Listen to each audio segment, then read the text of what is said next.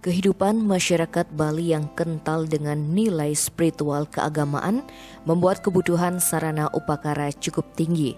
Salah satunya adalah dupa. Melihat peluang inilah sejak 17 tahun yang lalu, Made Dwije Nurjaya merintis dan mengembangkan bisnis pembuatan dupa herbal. Usaha ini ia geluti karena melihat dupa yang dipakai oleh kebanyakan masyarakat tidak sesuai dengan tradisi Bali. Menurutnya, dupa yang baik adalah dupa yang diberi bahan-bahan alami sesuai dengan usada Bali seperti rempah-rempah, menyan, majegau, dan cendana. Ia sendiri memproduksi dupa khusus yang ia sebut dupa ayur herbal. Produk pertama yang ia produksi adalah dupa berbahan rempah yang terdiri atas cengkeh, jebo garum, mesui, merica, dan tabiebun. Bahan dupa dengan rempah ini mengambil konsep pengobatan usada Bali. Hanya saja karena fungsinya sebagai sarana upakara, maka dibuat dengan konsep ceraken tingkep. Selain berbahan rempah, ia juga menggunakan bahan tambahan minyak susu sehingga menghasilkan dupa bernilai spiritual tinggi. Dari bahan rempah inilah kemudian ia mengembangkan produk dupa herbal dengan bahan alami lainnya seperti gaharu, mesui, dan akar wangi. Ide ini bermula 17 tahun yang lalu, yang menyadari bahwa dupa yang dipakai sama kerama Bali itu kurang pas atau bisa dikatakan tidak sesuai dengan apa yang dikatakan oleh tradisi kita, di mana dupa itu mesti berbahan alami yang berasal dari bahan rempah-rempah usada Bali itu atau dari kidung wargasari, asap menyan majegau, cendana nur dewani. Jadi ada menyan majegau dan cendana.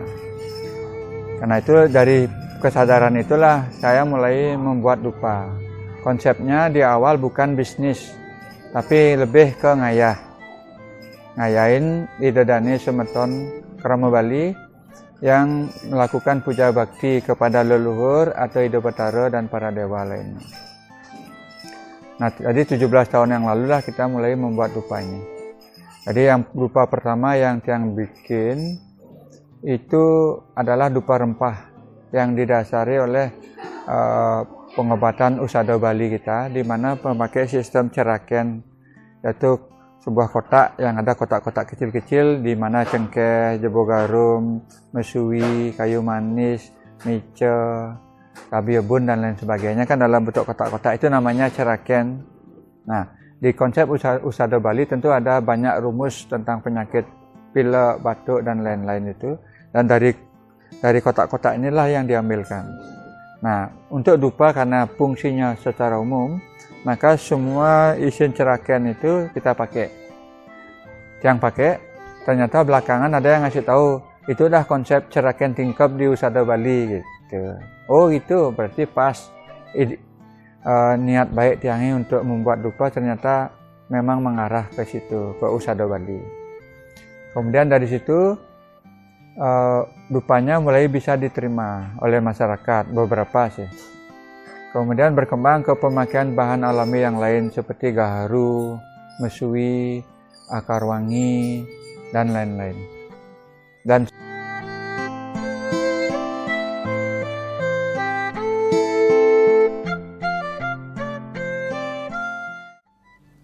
dupa herbal yang ia produksi tentu memiliki beberapa keunggulan dibandingkan dengan dupa lain yang beredar di pasaran. Dari pengamatannya, banyak dupa dibuat dengan bahan baku limbah serbuk kayu.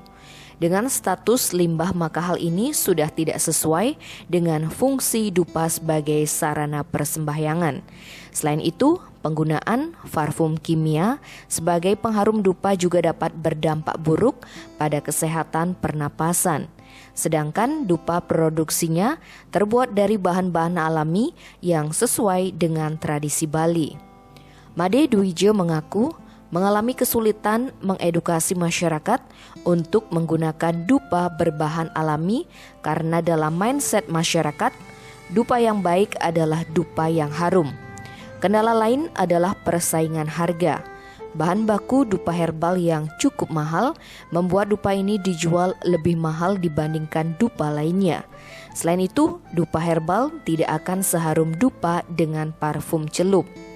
Maka dari itulah dupa Ayur herbal hanya menguasai 3% pasar penjualan karena banyaknya masyarakat yang belum teredukasi.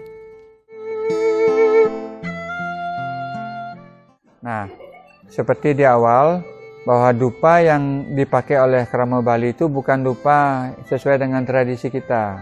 Terus apa yang mereka pakai itu serbuk gergajian, walaupun dia boleh dibakar untuk dupa, tapi kan statusnya dia limbah, sudah di bawah.